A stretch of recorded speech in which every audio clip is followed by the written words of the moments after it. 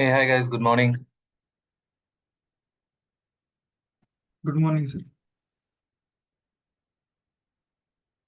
Okay, so in the last class, we talked about artificial neural networks. So we will just quickly revise.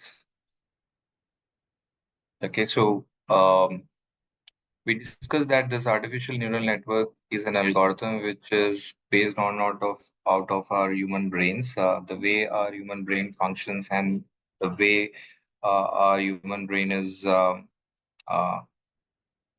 built. So in the same way, these neural networks have been constructed. So we talked about the similarities between the human brain and this artificial neural network, how in our brains we have multiple neurons and how the information is transmitted from one neuron to another neuron, where every neuron will bring out some different perspective and insights from the input signals. The same way these neural networks in the neural networks, which is a three-layered architecture where we have input layer, hidden layer, and the output layer. So here the input layer will pick all the input parameters, and the hidden layers will process those input parameters and try to find out some hidden insights from those input parameters. So we can extend this architecture by adding more hidden layers and more hidden nodes. But typically, in any neural networks, we will have one input layer and one output layer. The only thing which we can extend is the hidden layers, where we can add more hidden layers and more hidden nodes. Depending on the complexity of the data, depending on the accuracy of the model, we can add more layers and more nodes, and we can improve the accuracy of the model. So we talked about uh, how this whole information or the data is processed. So we talked about transfer functions. So transfer functions major uses to allocate the weights to the input parameters. And these weights are assigned in every layer. So, for example, the first hidden layer, the input would be the input coming from the input layer. For the second hidden layer, the input would be output of the first hidden layer. So, like that, whatever is the output of the any particular layer will become the input to the subsequent layers. So the transfer functions will allocate the weights to all those input parameters, and uh, it will come up with a linear um, equation where the weights will be assigned to all the input parameters, and the bias term will be added to balance that particular equation. And this transfer function will be next passed to the activation function where some transformations will be happened. And we discussed about various activation functions like tanh, relu. So these are the two activation functions which are majorly used in the hidden layers inside the hidden nodes. And sigmoid and the linear and the softmax activation functions are majorly used in the output layer. Sigmoid activation function is used when you are dealing with a binary classification problem. Linear activation function is used in the output layer if the problem is related to numerical prediction. And the softmax activation function is used when the problem is all about multi-class classification. And these are the different kinds of transformations which will happen when you are using this activation function. So if you're using sigmoid activation function, whatever is the value passed to this activation function, it will be transformed into a value which will range between 0 and 1. Tanh will transform the value between -1 and +1. Step, it will change the values between either 0 or 1. Relu will make all the negative values equal to 0, otherwise it will not make any change to positive values. Linear is exactly works like a linear regression transformation, and softmax converts all the set of numbers into probabilities usually used for multi-class classification. And sigmoid, this is again the probability, which will be between 0 and 1. So these are the majorly used activation functions. And when you are constructing a neural network, you have to decide based on the use case, based on the problem. Okay, you have to uh, assign these activation functions in your network. Okay, so this is the diagram which we have seen. So these are the weights which will be identified and allocated to the input variables with the help of this transfer function. And then the result output of this transfer function will be passed to the activation function, and then it will be transformed, and then it will be passed to the uh, subsequent layers. Okay, and then we discussed about how this whole training process works. So it comprises of two steps. One is a feed forward process, and second is the back propagation process. In the feed forward process, the weights will be assigned. In the first step of the neural network, when it initiates, uh, the weights are assigned randomly. And once the weight is assigned randomly, all the information based on the transfer function and activation functions, okay, the information will be passed and processed and transformed to the subsequent layers. And finally, in the output layer, whatever the output is coming, that will be mapped to the actual values and the errors will be calculated. Depending on the kind of problem, you have to decide uh, what matrix you need to use for calculating the error. If it is a numerical prediction, it is more of a mean squared error. If it is a binary classification problem, it is more of a log likelihood. If it is your multi-class classification, then it would be a cross entropy. So these are the errors which you have to calculate at the output layer. And now these errors are nothing but the cost function. So the overall objective of any algorithm is to reduce the error or to reduce the cost function. So for that, we discussed about gradient descent. What gradient descent optimization algorithm does is it optimizes the weights so that the cost function reduces, so that the error reduces in overall training process. And step by step, it will run multiple epochs. One epoch is one feed forward and one back propagation process. In the back propagation process, these based on the errors, the weights will be updated. And in the back propagation, this gradient descent optimization algorithm works. So, and we have discussed that how this gradient descent also works. So it takes the partial derivative of the cost function for every weight, and then it will be multiplied with the learning rate. Learning rate is a constant value which will decide the basically the learning step. Okay, how much value needs to be changed in the weights will be decided based on this learning rate.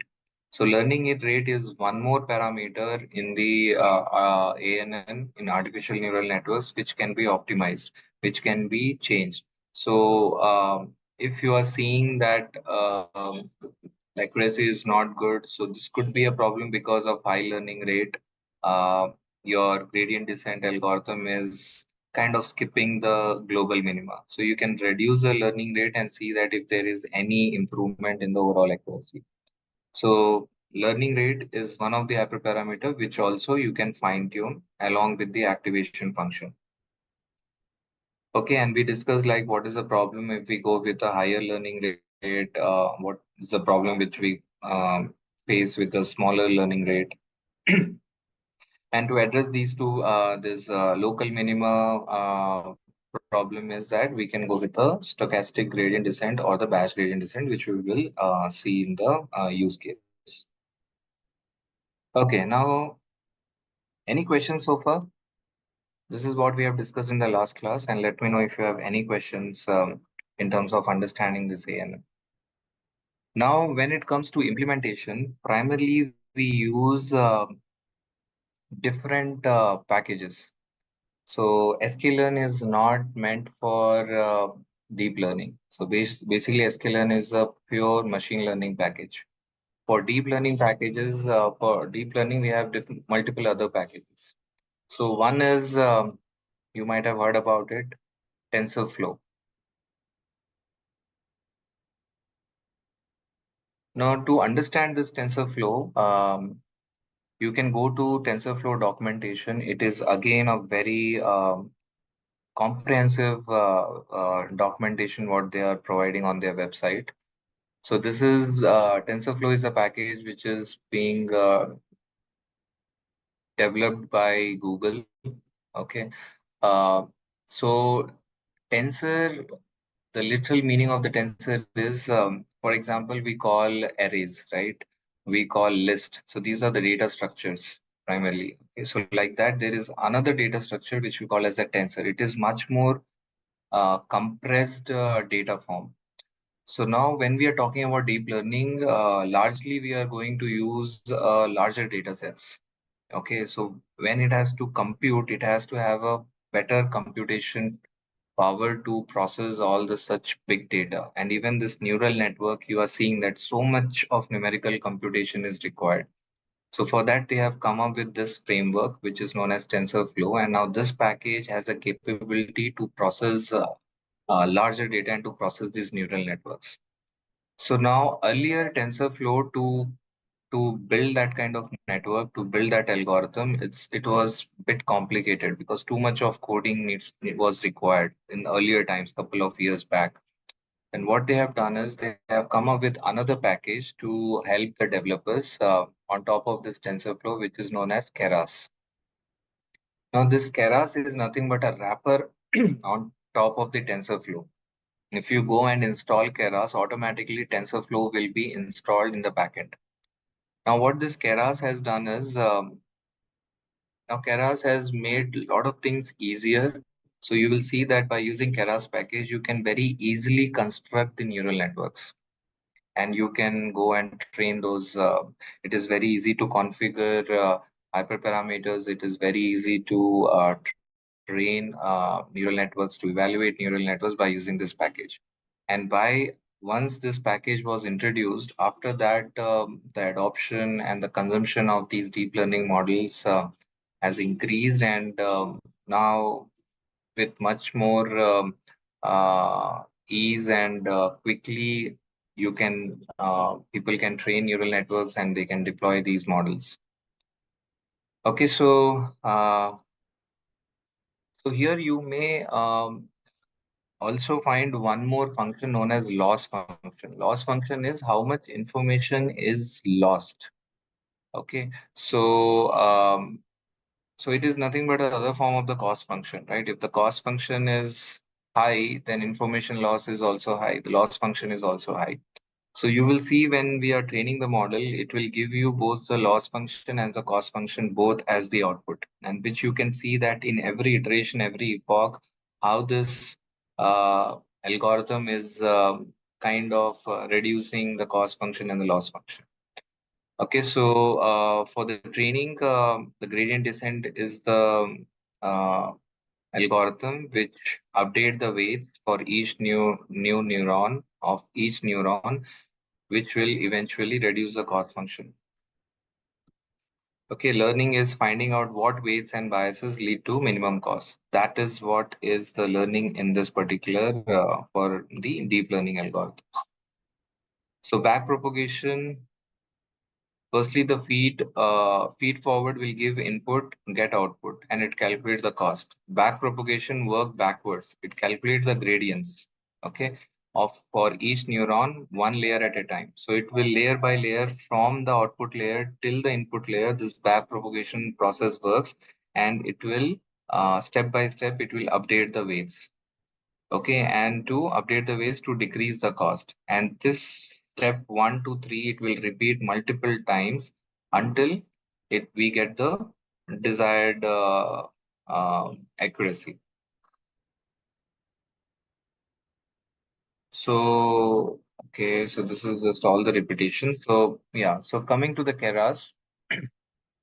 So as I said, this is the package, this is the API which is written in Python. Keras sits on top of TensorFlow and it is used for fast experimentation. You can build quickly the networks, okay, easily. So what is the process? First, you have to define the network. It's like you have to decide how many layers you want. Okay, what activation functions you want to use. All that thing you have to configure first and build the skeleton of that network. And then for compiling also, then the compiling, how you want to compile. Again, in the gradient descent, you have multiple different kinds of optimization techniques. So you have to decide which technique you have to use for compilation, how you want to evaluate the results. All that thing again in the compilation step you have to specify. Once you have defined the network in terms of how many layers you want, and once you have decided what kind of compilation you want in terms of the techniques of gradient descent. Okay, and then once it is done, then you pass the data to that particular network that we call as a fitting or a training process. You might have seen observed in machine learning use cases also, when we have to train any algorithm, we say algorithm dot fit, right? So the fit means here training. So here we go in the third step, we go and train the network. And after training the network, again, we use the same process of evaluation, how we have what we have used for other algorithms. So we train the model, we test the accuracy on the training data set, we test the accuracy on the test data set, or else we can go with the cross validation technique. So that proper evaluation we have to do. Here, network means nothing but the model. And once we find that the model is good, then we can proceed and we can deploy it and we can start making predictions out of that model. All this thing is possible in this particular package. Now let's see step by step, how we can initialize, how we can set the compilation, how we can fit, what is the syntax, and what are the different parameters which we can set, in every step. So for network initialization, which is the first step, here there is a syntax known as sequential. Sequential means because this network is a sequential network. First comes the input layer, second comes the hidden layer, third comes the output layer. So this is a three-layered sequential step. And now in what sequence you want to add the layers, that's something you have to define it here. And in the hidden layer, how many hidden nodes you want. In the output layer, how many output nodes you want. In the input layer, how many input parameters you want to pass. All that thing you have to specify in this particular step. And for that, we use this sequential function. So here, just initialization, what I did is I said model equal to sequential. So sequential will go and initiate the network. Now, this object which you have initialized, in that you just say dot add. So it will one by one, it will keep adding the layers. Now for adding the layers, we use this particular function known as dense. Okay, so here, first, what I am going to add is the first hidden layer. And for the first, so here in this first hidden layer, we will specify what would be the number of inputs will be passed to this particular hidden layer. So you need not to. What these guys have done is they have made it very easy. Rather than going and defining the input layer also, what they have done is first you can start with the first hidden layer where you can specify how many inputs will be passed to that particular hidden layer, and that automatically define your input layer. So here I'm saying in the first hidden layer, I want 64 hidden nodes. So those are nothing but the units. And in all those hidden nodes, I want to use activation function as relu. And again, remember in the one hidden layer, you can pass only one activation function. You cannot, let's suppose you are taking 64 hidden nodes in the first hidden layer, you cannot specify different activation function in different nodes. So in the each layer, you can pass only one activation function through this package. So I'm saying 64 hidden nodes in the first hidden layer, activation function as relu, and here I'm saying mentioning input dimension as equal to 100. So that states that there are 100 input parameters which will be passed to this particular hidden layer, which has 64 hidden nodes. So here I'm going with only one hidden layer, but if you want to add more, then again you just say that model dot add and say dense and specify number of units, and that like that every time when you say add, the more layers will be added. Here I'm in the last line, I'm saying model dot add dense units equal to 10, activation equal to softmax. Okay, so here this is how you can construct your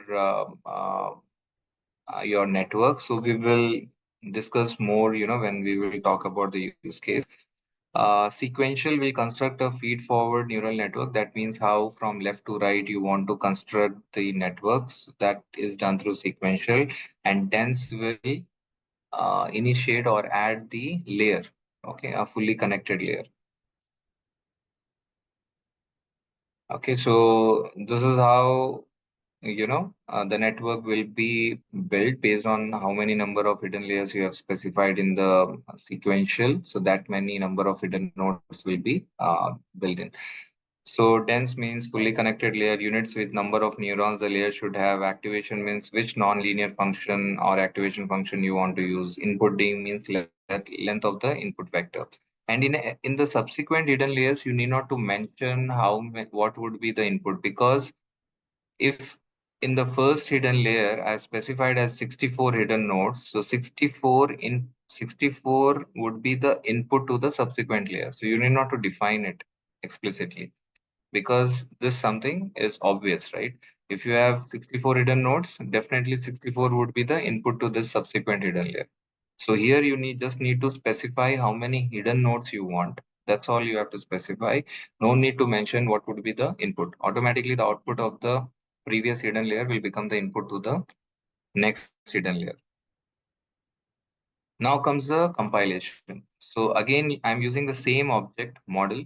I'm saying dot compile, and here you can specify what kind of compilation you want. So firstly, I want to specify what loss function or I want to use, which is nothing but your cost function. So here I'm saying categorical cross entropy. So this is the cost function we will use for multi-class classification problem. Okay. So here you see that I'm using softmax, and I mentioned that softmax is used for multi-class classification. So here I'm in the output layer, I mentioned it as units equal to 10. So that means I want to classify 10 classes.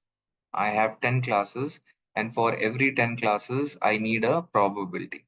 So for that, I'm using activation as softmax. And when you're using softmax, then you have to use a cost function as loss function equal to categorical cross entropy. If it is a binary classification, then you have to use the log likelihood. If it is, see here it is mentioned, function to measure the badness of, so mean squared error is used for numerical prediction. Categorical cross entropy is used for multi-class classification. And for binary classification, we all discussed, we can use log likelihood. Now comes the optimizer. Here you can specify what optimization technique you want to use for updating the weights. So here I'm going with stochastic gradient descent. So in short, it is mentioned as SGD.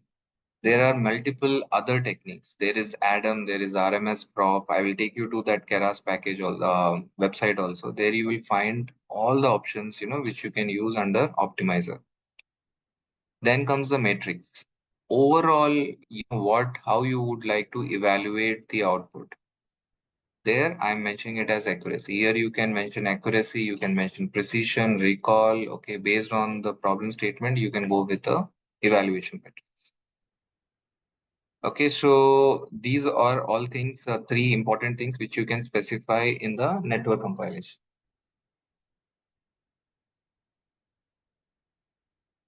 Just give me a minute, guys.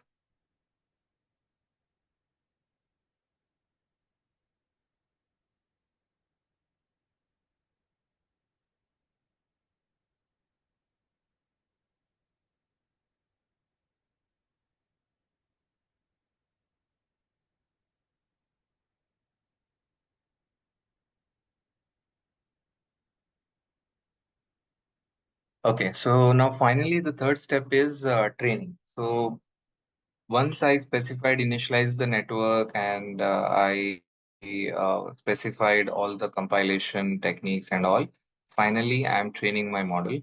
Again, I'm using the same object. I'm saying model.fit, and I'm passing the training data set. So how to build this training data set, you all know that. Okay, whatever data you have to split that data into training and test. Okay, so based on whatever size looks appropriate, generally we go between 70 to 80% of the training and 20 to 30% as test. And here you mention the epoch. Epoch means number of cycles. Okay, so that also you can specify. Otherwise, if you don't mention this, it may take n number of epochs, and it may take a lot of time, right? And that would be computationally expensive process, to go ahead with. So what you can do is, again, this is the tip: when you have to train a neural network, first quickly go and check by giving a very small number of epoch and see that how much accuracy you are getting. Okay, whether it is improving, whether it is coming out to be good or not, and then slowly increase the epoch cycles. Okay, go with 5 and then increment it with 10, go with 15, then 20, then 25, and see that how the improvement is happening. You will see that after a while, there would be a very minimal improvement in the overall accuracy, after a particular epoch. So you just understand that after that, your model is kind of getting towards overfitting. So it is trying to learn every minute details or patterns from the data. That's something you should avoid. If you put it as 100 epochs, it will try to learn too much, and that eventually that model will become overfit model, and that would be of no use.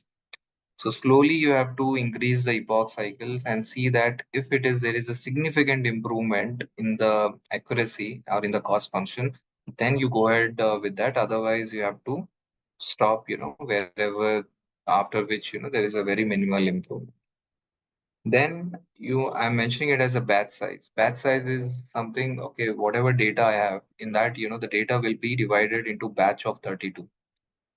And what it does is, batch wise, it will go and update the weights. I told you about batch gradient descent, right? So batch wise, it will go and try to update the weights and see that, okay, in which batch it has got a better cost function, and accordingly, it will update the weights. So how many training samples to randomly pick for estimating our loss value in the gradient descent? So this is your batch size. Okay. So for images, if you see this particular graph, so here it's all about it's MNIST data set. It's a very popular data set. Uh, so this data set contains the images of numerical digits like 1, 2, 3, 4, and they have multiple different images for digit 1, for digit 2, for digit 3. So basically, this data set generally typically used, to predict the handwritten digits. So, and these are all handwritten; these are not printed. So you know that humans can write one in n different forms. All the digits can be written in different forms. Okay, in different ways by humans. So this is one of the attempt, by using neural networks, how we can predict a particular digit numerical value. Okay, if it is handwritten. So if you go and search on website on Google, you will find that particular data set, and even you will get the use case also. And after that comes the evaluation and the prediction step. So again, here we have a function available in Keras.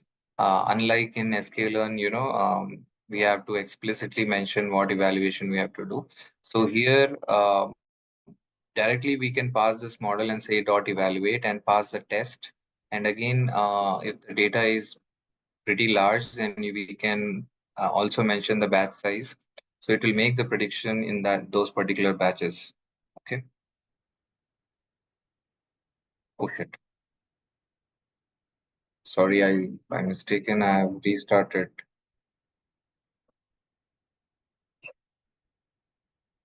Okay. So I think it is not started.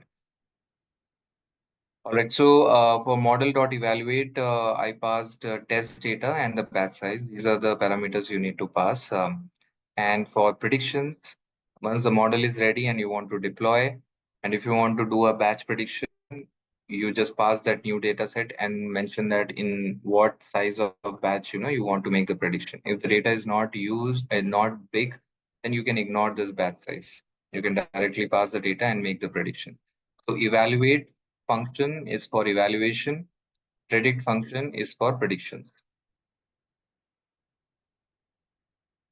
Okay, so loss and matrix, this particular object which is coming out from model.evaluate will give you the uh, basically the accuracy and the loss or the cost function of that test data. Okay, so this is how your network will look like. You can pass the input image and that so here if you see that, and today if we get time, okay, we talk about CNN model. So what CNN algorithm does is it converts that image into a proper numerical data, structured data, and that on all those parameters of that particular image as a structured data will be passed to the network. And so, for example, shape could be one, edges could be one. So there are different parameters which automatically the CNN algorithm will extract from the image as the values, and those values will be passed to the hidden layers. And the hidden layer will try to understand the patterns one after the another, and then finally those patterns will be passed to the output layer.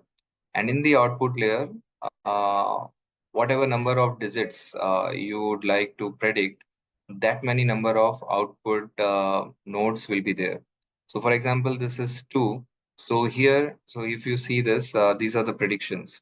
So the first one is for digit 0, second one is for digit 1, and the third one is for digit 2. So for the digit 2, the probability is 1. For other digits, it is 0. So that's how the output uh, will be generated in this output nodes. It will give out the probability. So wherever for whichever class the probability will be higher, so that would come as a final prediction. Okay. So so this is a picture of the human brain. So this is how they are connected, and there are billions of neurons in the brain. There is one more thing which I want to. This is an example, and this is the screens which I picked up from that Andrew Nick classes. So here, let's suppose I want to predict the demand. Okay. So the price, the shipping cost, marketing cost, material cost. Let's suppose all this are my inputs, and based on that I want to predict the demand. So what this hidden layers will do is typically as a humans, if we have to predict how much could be the demand, and if these are our inputs, okay, 4 input, then we will try to think from a customer perspective. Like if this is the price, how the customer would perceive this particular product. Would they think that okay, this particular product is affordable or not? Okay, that could be one of the factor. How much awareness is there in the market about that product, that particular product? That may also impact my overall demand. How the quality of the material is getting perceived. Okay, this could be the major factors which from the customer side, I may think in terms of how much demand it may come, right? But this is not there in my data. So that is something being extracted from my input parameters. So for example, the affordability is something which I can extract based on the price. So in my historical data, I can map the price with the demand to see that what at what level price level people are buying more, and based on that I can decide on what could be the affordability of the customers. So again, this is not explicitly there in my data. In my data, these are the 4 parameters which I'm passing it to the network. And in the hidden layers, every hidden node will try to extract some hidden insight, different insights from the data. So this is I'm giving the example. So first hidden node may pick up the affordability, second may pick up the awareness, like based on the marketing and the price, the awareness could be calculated. So for this particular hidden node, awareness, the marketing could get more weights, more higher weight. And for affordability, the price may get the higher weight, right? For the perceived quality, material may get higher weight. So every hidden node will concentrate on one or few parameters, specific input parameters, and based on that, it will bring out some insights. And then based on those parameters, now it would be much more easier to predict what could be the demand. So as in our human brains, we do it unconsciously, all these things. So the same thing, we are passing it to this neural network where all these things will be processed in the hidden layer, which cannot be seen. You may not understand what is happening in each of the hidden nodes and the hidden layer. But what exactly it will do is it will try to find out a distinct insights from the input data, which could be meaningful and which could be useful for the final predictions. So that's how, it would work. So for example, for the face recognition, okay, in the face, when we are looking at the face, how we are recognizing whether he's my friend or whether he is my brother or she is my sister, we are recognizing, we know the faces, so we look at all the different attributes, okay, the eyes, the nose, and everything, okay, but how the machines will become intelligent and recognize the face. So if you see this, these are the different kind of features which will be extracted by this neural network. You are passing just the pixel values, okay, of the image.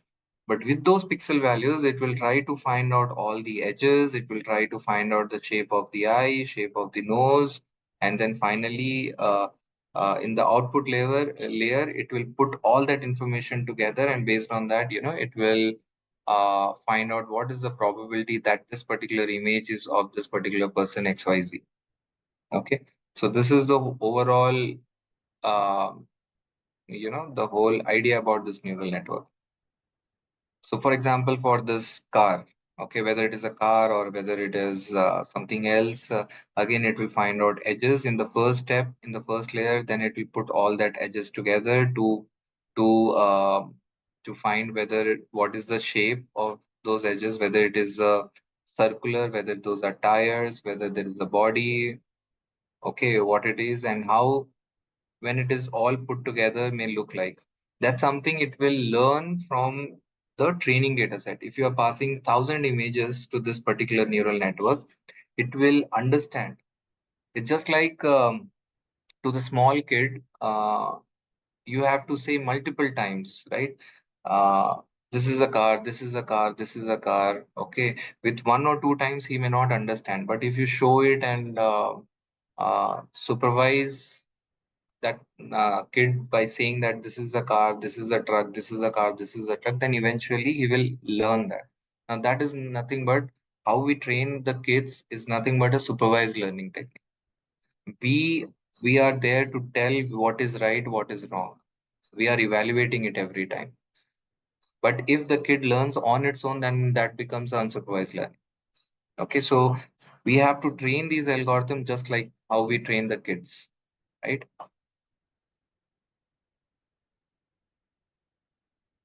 So this is all like complex mathematics, okay, around it. So if you go to that course, you will get all those details if you are interested in the mathematics. But this is the high level intuition of this particular algorithm. Okay, so meanwhile, if I'll open the uh, use case. If anybody has any question, please go ahead and ask.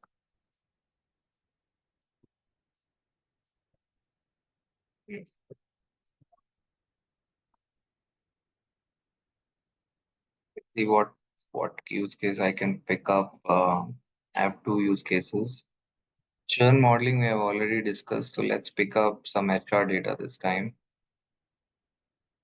Okay. We are going to talk about a very generic problem of HR. So in any company, the biggest problem of HR is the attrition, employee attrition, right? Now, you might have not even thought of like in HR also, human resources, which is more of a people-centric kind of a profile. There also can we use machine learning. Um, if we have data available related to the employees, when did they join, what are their background, what are their demographic details, how they are performing, and when did they resign. If in any company, if that all data is being captured and saved, then we can leverage that data to build a predictive model which can predict the attrition of any employee. Like, what is the possibility that a particular employee may resign? So if you see, this is that kind of data. Okay, so we have age of the employee, that person resigned or not. So it has been captured in this particular column, attrition. Yes means resigned. So there are so many columns. So it's a big data. So business travel, as that person traveled, because people may leave if they don't get any kind of on-site or a travel opportunity. Okay, so there are few people, okay, who may resign because of that.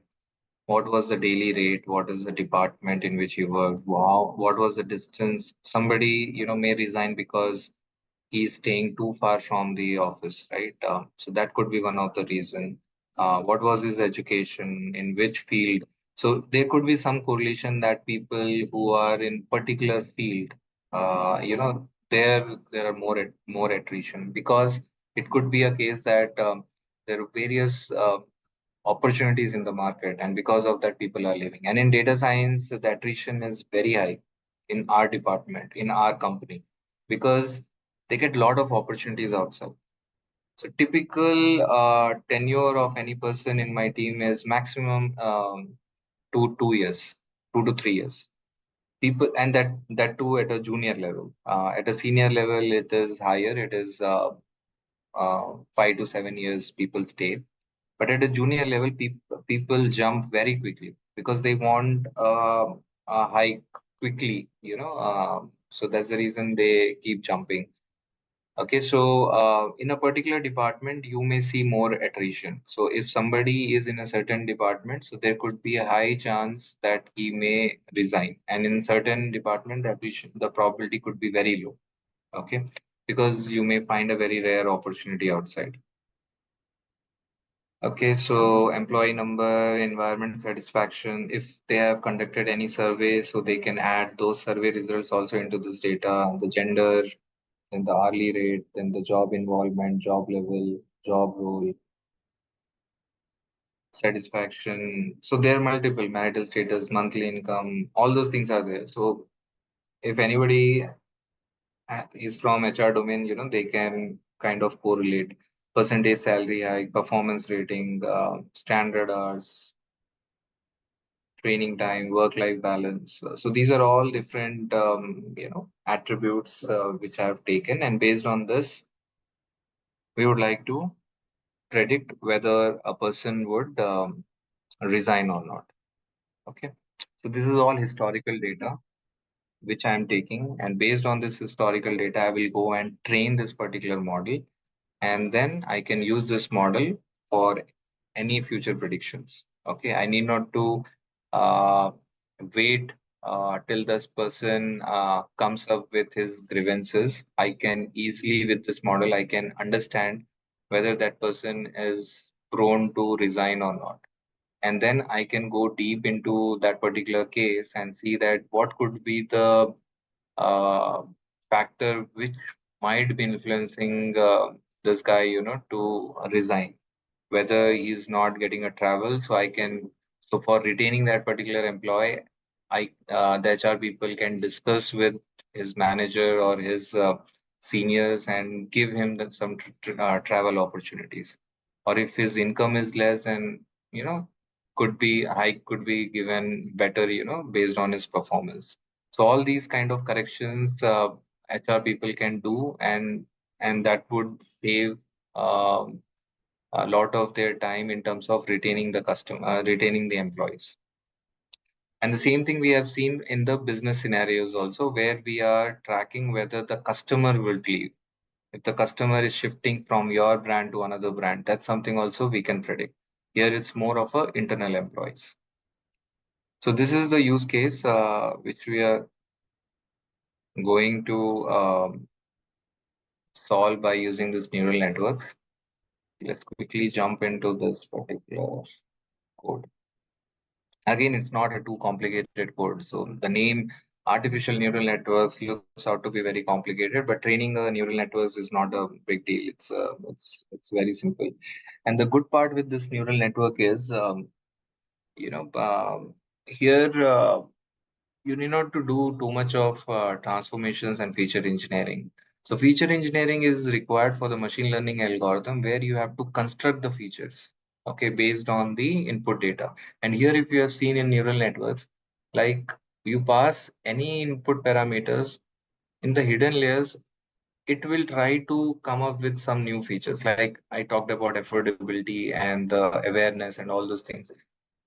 This neural network is capable of finding out those hidden insights with the use of multiple input parameters. So you need not to worry about custom features to be generated from the input parameters. Okay, but again, every if any algorithm has certain pros, and definitely it will also have cons also. Okay, so the major disadvantage with this is the completely black box method. You will not understand what kind of features it is generating, how it is generating in the hidden layers. Nothing is clear. Okay, you cannot able to understand how is it happening. That's the reason it is called as a black box model. So this is my, I'll run it, for you, all these steps. So here I am loading this CSV file and printing it. So this is my data. I have 35 columns.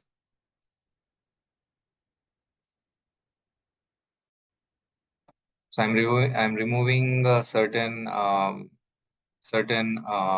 columns which is not relevant in this step, and then rearranging the column names. Then this is my final data set now, which has 32 columns. 3 columns I have removed. Then level of transformations I'm doing in my data. So you can go through it.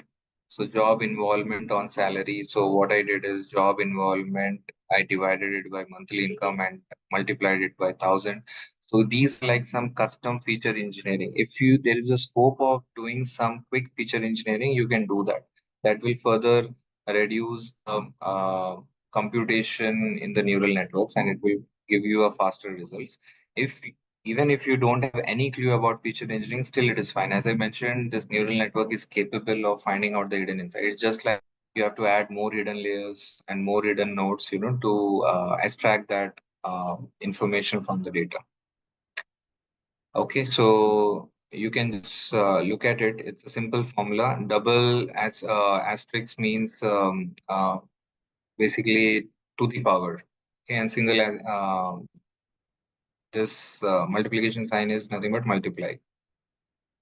Okay, so this you can check, and then finally, so let me run this.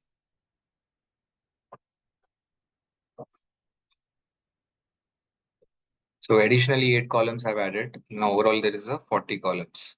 After that, what I did is I segregated the input and the output. So this is that particular column. So you must understand that with this dot value, I can convert the data frame into a NumPy arrays.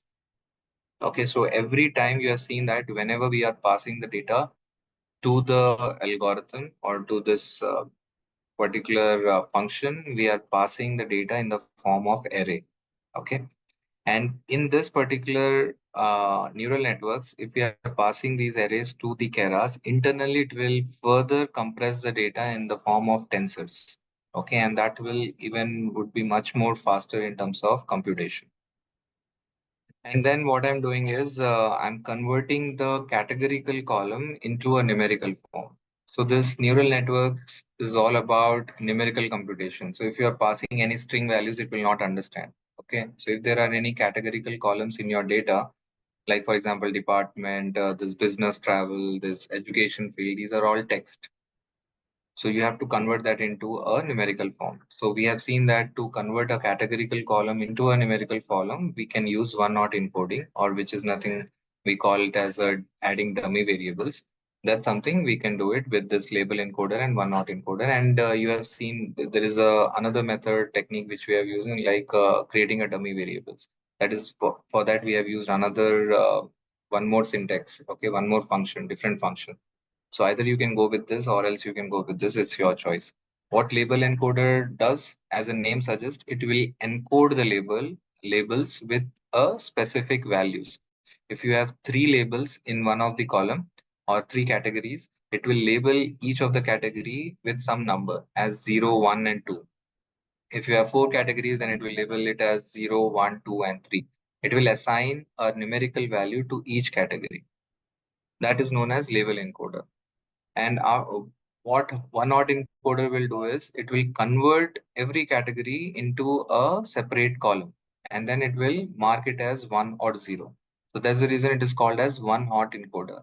If any observation is labeled to a particular category, then that particular categorical column will be marked as 1. Other categorical columns will be marked as 0.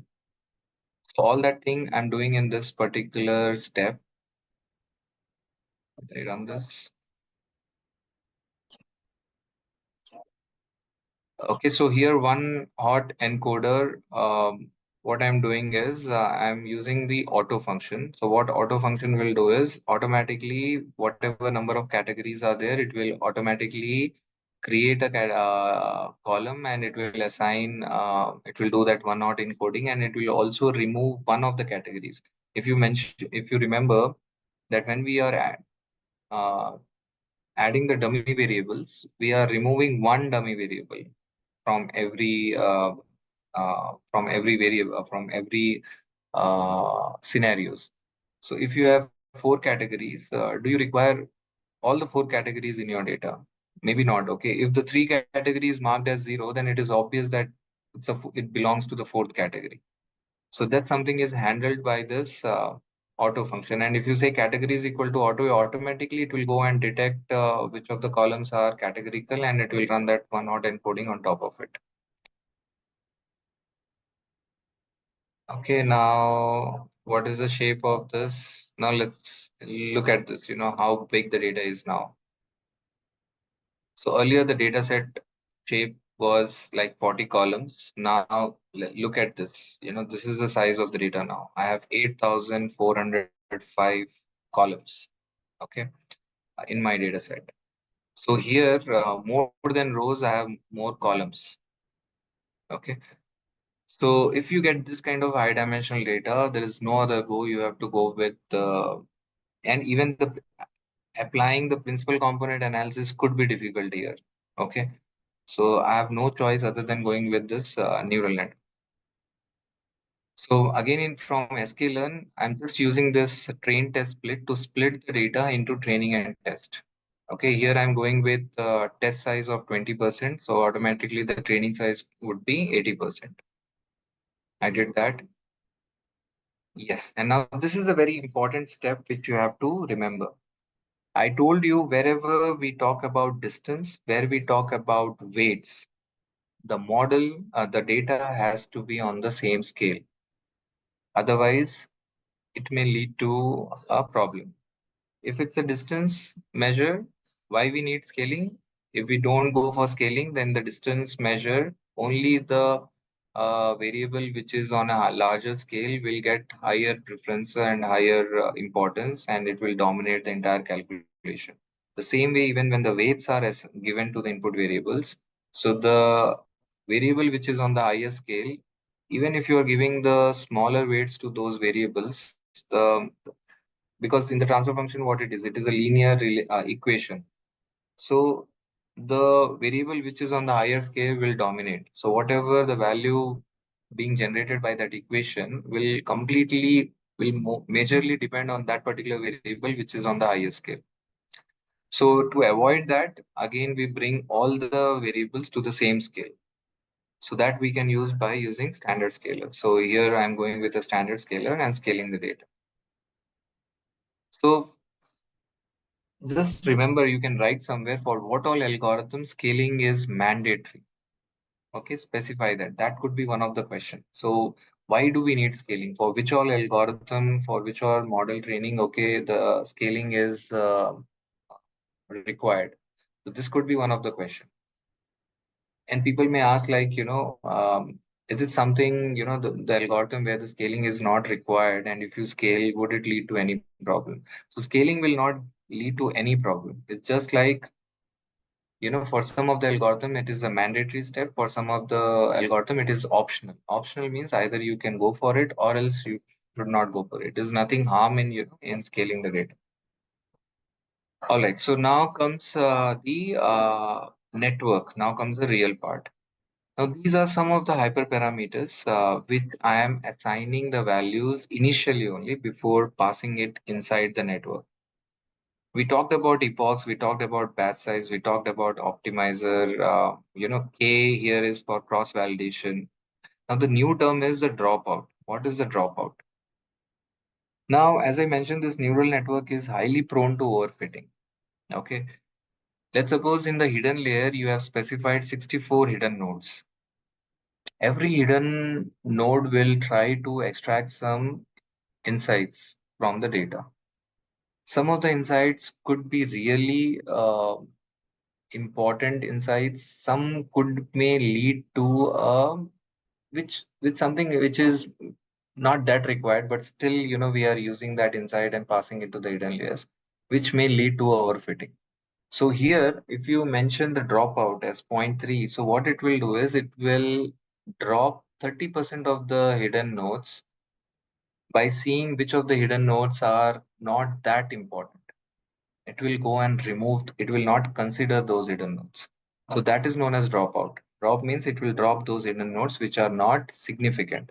So it depends like how much percentage of that, you would like to drop. Again, there is no straightforward thumb rule of assigning the value.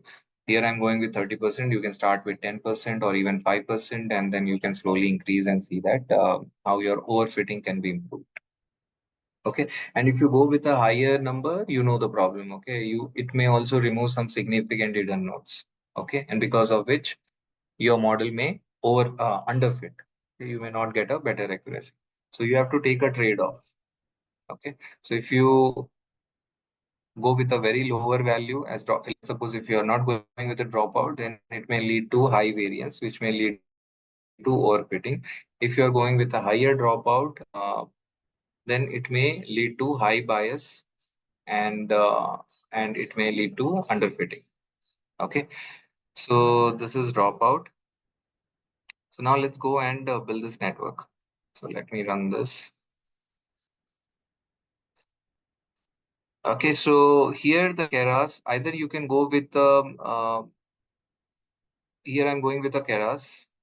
Here, even there is a Keras layer they have recently introduced in the scikit-learn also, but that is not that effective. Okay, but the one which you are going with a core Keras package separately, that is much more better because here, whatever you will find in scikit-learn, what they have done is they have mixed the Keras functionality and the scikit-learn functionality together, and they have come up with this Keras classifier as one of the function. This also you can go ahead with. Usually, I would prefer going with this because I'm used to with this. So here in the keras.models in this package, you have this function known as sequential. Again, in the Keras, you have a different module. I will show you the documentation also. In the layers, again, you have a different functions. Here, I will go with the dense. And the layers, I will also importing the dropout for dropout. Now here I am creating a function, to build a network. So first classifier, if you remember the slide, first I am initializing. In initializing, I am going and adding the layers. First, I am going and adding the hidden layer. In the hidden layer, I have to specify the number of hidden nodes. Here I'm going with 16. Activation function as relu. Here I'm mentioning the shape, which is nothing but the input dimension. So here x dot shape 1 means it will tell me the number of columns. Okay, this will give me the number of columns, and that is the input dimension. Then I am adding a dropout also here. So dropout, what it will do is it will create a again subsequent layer in place of this hidden layer by dropping the uh, whatever hidden nodes are not significant, it will drop that many number of hidden nodes from this hidden layer. So I have to specify just after that hidden layer how many, what amount of dropout can be done on this particular hidden layer. So I'm going with one simple hidden layer, and then after that I'm uh, creating a output layer where I'm saying dense one activation equal to sigmoid. So what is the problem statement here? I want to classify this attrition column where I have only two classes, whether the person has resigned, whether there was an attrition or not, yes or no. So it's a binary problem.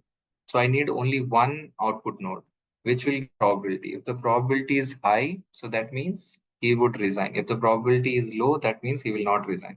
Only one node is required, so I'm specifying it as one. And activation function, as it is a binary classification problem, I'm going with sigmoid. Clear? Now this is my initialization where I have constructed the network. Now I am going and adding the compile. So in the compile optimizer, so here whatever values I've specified here, I'm passing that as an object here. Optimizer, loss. Here I'm going with binary cross entropy, or else you can go with a log likelihood. Okay. So multi-class cross entropy will measure the entropy for every class. Binary cross entropy will measure the entropy for two classes. So you can go ahead with this uh, cost function also. And finally, the matrix, I'm going with accuracy. So this is just a, I want to show that how you can make it programming side, how you can make the things more effective. Okay. So if you construct this kind of a function, you can use it anywhere, in your code. You can call that classifier, build classifier. You need not to write all these lines again and again and again. You can use the same function and you can build multiple neural networks. So that's the reason you have to see in the code if any steps you find that it could be repetitive, it may need multiple times. What you can do is you can put that into one single function. And instead of writing all these lines again and again, you can just call that function wherever it is required. Okay. And even let's suppose these are the parameters which you want to hard code you want or which you don't want to hard code, then you can make it flexible in the beginning. Okay, you just let's suppose there are two or three neural networks you are training in your overall code. Every time you need not to go and change the values in every neural network. Okay, you can just assign is on the top, or else you can put it as a user inputs. Okay, you can just change it here in everywhere it will change because you are calling these objects inside your code. If you change it here, everywhere it will change. So this is just, I wanted to explain you about just the best practices of programming. Otherwise, you can just write step by step if you're just training one single model. Okay, so let me run this also.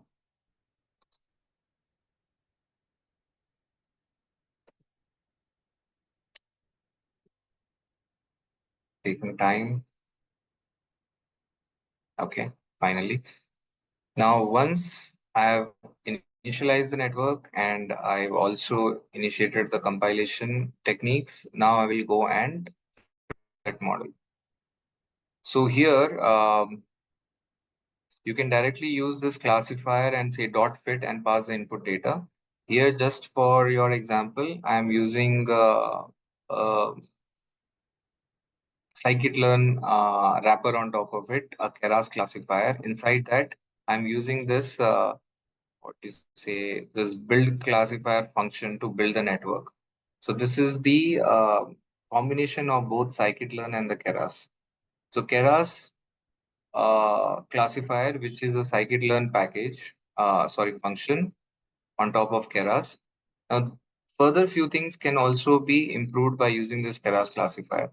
So here, if you want, I can also specify that you can just say classifier dot fit and then pass the training data set. That is one technique. Here, what I'm doing is I'm putting together everything in one single function, which is coming out from scikit-learn. So here I'm going with Keras classifier.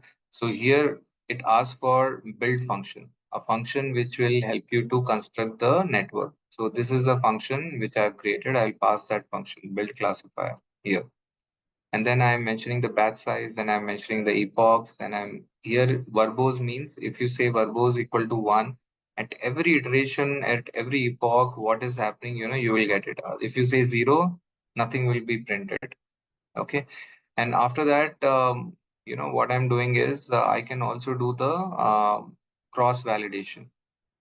Okay. So here, K is there, right? So instead of writing 5, I can pass K here. Okay, which will take this k-fold validation and it will perform the cross validation on top of it. And for whichever validation, whichever fold the accuracy is maximum, that accuracy can be printed. So let me run this. See how it is running. And if you notice that, see the loss function, the amount of information loss is gradually decreasing. Okay. So here in this first epoch, this much information has been lost, has not been utilized by the model. Okay. And the accuracy was 0.3415. Okay. So gradually the loss function is reducing and the accuracy is increasing. So in the second iteration, the weights got updated. Now it is in a better shape in terms of uh, using the data and the information, and the accuracy has improved. 75, then 90, then 95, 97, 98. Okay. In some of the cases, because of the learning rate, again, the accuracy might have dropped. Here it is dropped, but again it has picked up. Okay, it has increased, again dropped, again dropped further. Okay. Um, Now after that, this is for one batch. This is for another batch. Again, it has iterated. It went till not for batch. I'm saying fold. Sorry. Here I'm going with a 5-fold. Right. This is in the first fold. Then this is the second fold.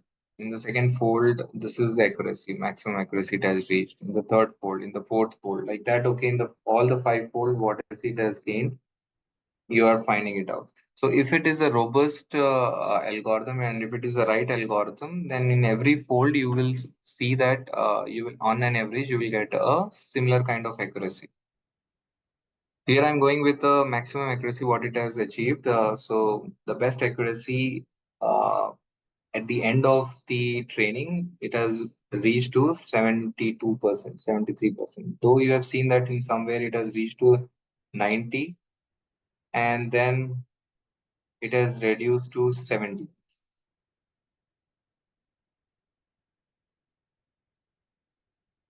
Okay, so that's something, you have to test it, what is the overall accuracy this particular network is giving you. Yes, so I have added, I've also added this. Either you can use this Keras classifier and run it like this, or else you can just use Keras, say sequential, one by one, you add the layers and then compile and just say dot fit. Here I'm going with epoch of 10 with batch size of 30. I'm not going with cross validation. If I run this, so basically you prefer this technique. Okay. So in the 10 cycle, this is the accuracy what it has reached, 98%. Now I'm evaluating this. This is my model.evaluate function. So it is giving me loss function and the accuracy on the test data. Okay, sorry, this accuracy, my bad. This accuracy, what it is coming, right? End of the day, this is the training accuracy and this is the test accuracy. So maximum the test accuracy is coming out to be 73%. Sorry, my bad. Okay, so here also when I evaluated, this is my uh, test accuracy, what I'm getting. And in the training accuracy, it is 98%. So probably 10 cycles are not required. So let me go with 5 and see that if it is giving me a better accuracy. It's giving me 99. Oh, and what I'm getting on the test, 79. We go with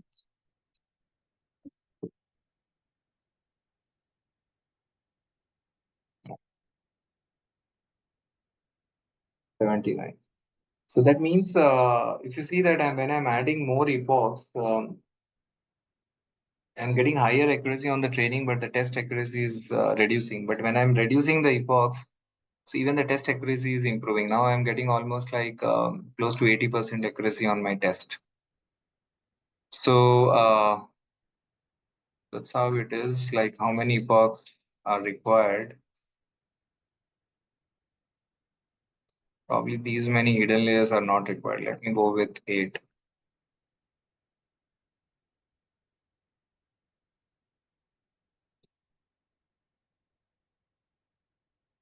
Yep, 81. You're seeing, right? So that's how you have to iterate. You have to, if you're adding more hidden nodes, it may again lead to an overfitting. So you can reduce the number of hidden nodes and see that, if it is increasing. So this is how, if you iterate, you will find that you can further improve it. You can take it to 85% the test accuracy.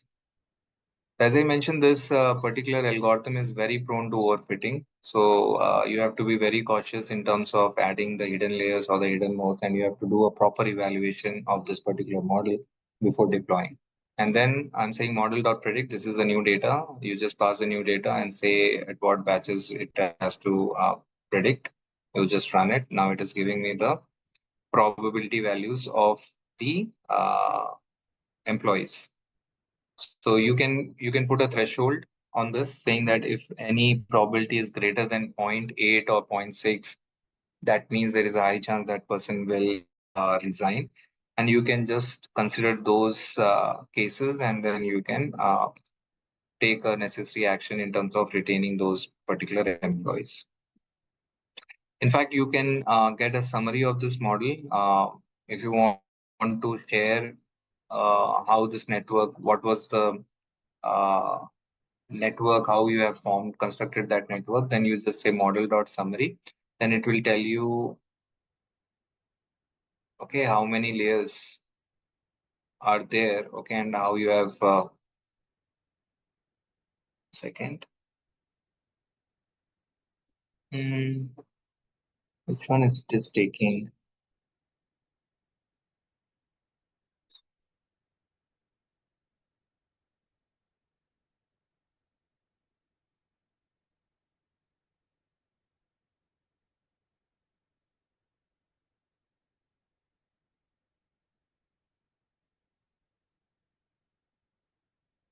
Yeah. So it is eight nodes in the first hidden layer, right? So it is showing you the 8 nodes in the first layer. Okay, and in the second layer, which is final layer, it has only one output node. Okay, and these are the total number of parameters which it has used, okay, for training. So this is how you will get a model summary. And in the TensorFlow, we have, if you go even more deeper into the TensorFlow, there is an entire certification also you can do in TensorFlow. So I'll show you the TensorFlow package website as well as the Keras website. So this is the TensorFlow website.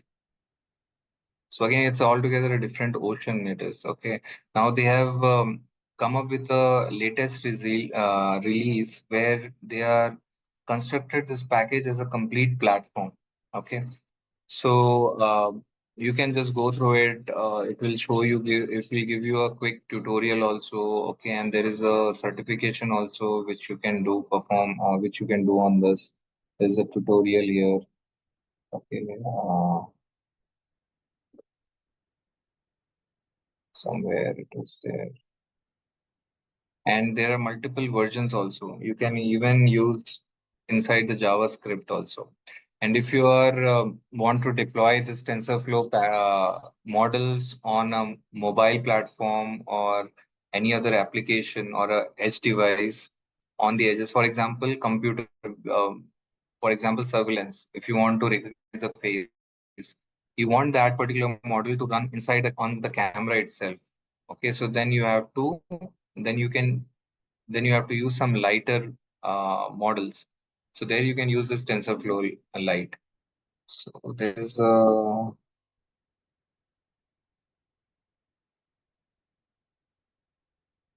I think mostly the hardcore developers, if you feel all these development quite easy and you can do it. And even on the deep learning side for the AI engineers, the certification is quite useful. Okay.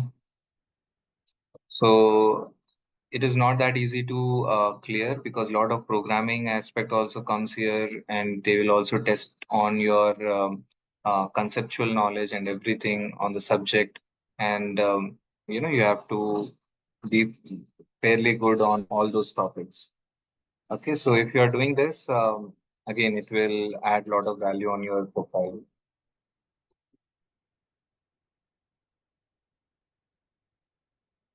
So for beginners, there is a thing for Keras basics, how to load data.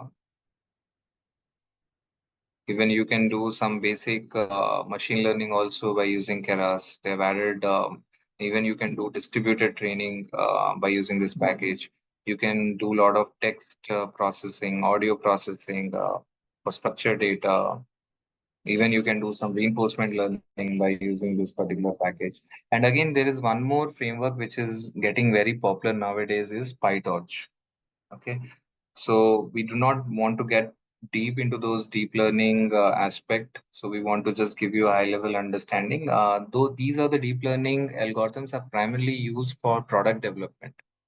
So you're seeing right for images and for text. When somebody is interested to build some product, softwares and all those things, there comes the deep learning. If like AI products, okay, AI related products. So for in our mobile phones, you have seen that there are certain products which can run on our images. So there are various applications which can recognize our faces and all those things, right? So for that purposes, majorly AI is used. For the business solutions, it's typical machine learning, but when it comes to unstructured data or large scale data, there we go with the deep learning techniques.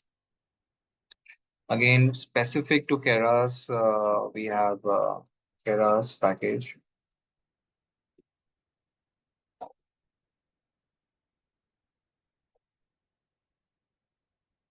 So here, if you see all that thing what we have discussed, a very comprehensive documentation, guys.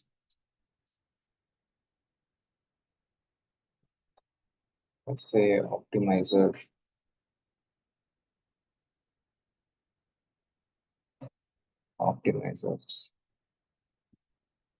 See, we talked about SGD, so stochastic gradient descent, right? But look at this, how many different other optimizers are there? So usually we go with this top three, RGD, SGD, and RMS Prop or Adam. But you can also try other optimizers also, and you can see the difference. The only thing what you have to do is here in our code, instead of SGD, you have to change it to these optimizers and see that which one is giving you a better result. Okay, and again, this is a small snippet, small example. I talked about learning rate, right? So how the learning rates can be also optimized, how you can specify the learning rates. It's an ocean, guys. So we just scratch the surface, but there's a lot of things, which you can learn in this. So I just don't want to overboard you because with this limited knowledge, also you can train excellent models. And whatever in the real world scenario, we are just using the whatever things I have explained you, we are using that and we have trained very pretty good business solutions. But when it comes to software development or a product development, then probably, you may have to look into all these different things to make it more effective, your model. But for the business solutions, this much is quite sufficient, whatever we have learned so far.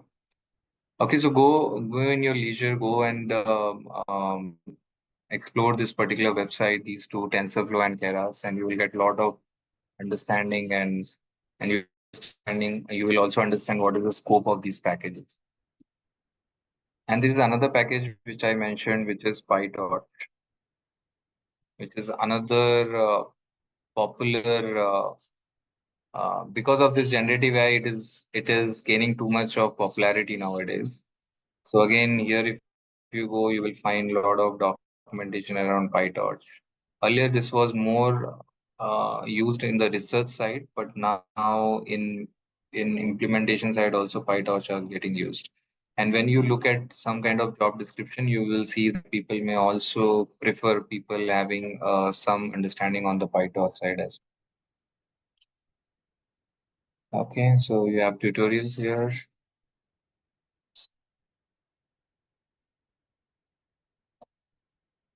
So you can go through the examples and all those things. Okay, so I will stop here, guys. So explore this. So don't get too much overwhelmed and get spend a lot of time on this. So firstly, your objective should be to get a job. So whatever we are covering in this course, cover that much. That is more than sufficient for you to get a job. Okay. Once you get into a job, then see that in your company where things are getting focused. If you are joining a product company, if they are focusing more on the deep learning side, then you start learning more in depth about deep learning. Because this is a completely ocean, and if you sit and wait to get excel in every area, then it may take years together and you may lose the time. Okay, and we don't have time if you are looking out to get a job as early as possible. So it's you have to be smart. Okay, you have to learn how much is possible in this short limited time, and you have to start look out for the job. And I guarantee you guys, whatever things we are covering in the class, if you have a clear understanding on all those, and if you have a strong knowledge on all those concepts, it's it's you can easily crack. And trust me, guys, I take interview on a daily basis. Whatever I'm teaching, I don't even see people with 5 to 6 years people even explaining or answering those concepts. So one is Python programming side, you have to be good. Conceptually, you have to be good. And the third thing on the implementation side, application side of those techniques, okay, you have to be good. So when you are explaining the project, you have to clearly explain what is that problem statement. See, business acumen is also important, guys, as I mentioned. So do not leave that third bubble which we discussed in the initial classes. So what are those three bubble? One is like conceptual understanding of these algorithms. Second, information technology like IT, how you can use those algorithms by using Python and Spark, and how you can implement or train those models. That is important. And third is like the application part, the business context. What understanding you have, around a particular domain, and how you are understanding that problem statement, and how finally you are coming up with a solution. That is also one of the areas where you will be evaluated. So when you are explaining the project, you have to come from a problem statement. Do not jump that, okay, I've trained this model in this particular project and I've used this. No, first explain at a business level. What was the problem? Here, the company was facing this. They were facing challenge in terms of deciding, where to, how to tackle to that particular problem. So that's where we come up with this data science solution where we have considered this particular data, and this data had these many challenges. So we have pre-processed that, we have addressed all those challenges by doing this kind of transformation, these kind of feature engineering. Then we train the model. Then comes the model training part. Do not directly jump on the algorithm and the model training part. So that also something the interviewer would like to see. So whatever use cases we have discussed, whatever concepts we have discussed, how we are using the Python by training that particular model, these are the three most important things which you have to concentrate. And please put a lot of your efforts on that. Otherwise, this field is too vast. If you get overwhelmed and if you start getting into multiple direction, then you will be lost. Okay, so what kind of questions will be asked in Python? So Python, basically, they may ask like data structures. They may give you some scenario and say, and they may ask like in Python how you will do that kind of transformation. For example, they may say that how you will transform a data frame into a array. Okay, or else they may ask you to share your screen and they may give you a certain scenario saying that can you quickly create one data frame which has three columns and which has four observations, something like that. And they may say that, okay, can you shift this first column to the last column? So these kind of things they may ask you to do, to test, how good you are with the Python coding. That shows that, okay, how many, if you have done it multiple times, then you can quickly do it. That's the reason I told you, just don't run the code, whatever I'm saying, type it and run, write it on your own. Then only you will remember that code. Otherwise, you will not understand. They may ask, how you will predict the ANN model, how you will evaluate the ANN model in Python. What is the syntax? Okay, and so the such kind of questions. Okay, do you have any function available to measure the precision of the model? So, and there could be several questions they may ask. So basically, you have to concentrate on the packages. You have to concentrate on the techniques, and you have to concentrate on the model training part. How you can perform in Python. What are the steps? Majorly, question will come from this. So better would be you just note down all those things in a sheet of paper and keep revising it. That would help you to learn programming quickly. And if you type, the best one is you type code yourself. Definitely you will do some small minor mistakes and definitely it will throw you an error. Try to debug it, troubleshoot on your own. That way you will learn by your mistakes. And that is the most, that is the best way of learning. Okay. Any other questions? All right, guys. Then no other questions, and we are good. Then I'll wrap the session for today. Thank you, guys. Take care. Bye bye. Thank you, sir. Thank you. Yeah. Bye.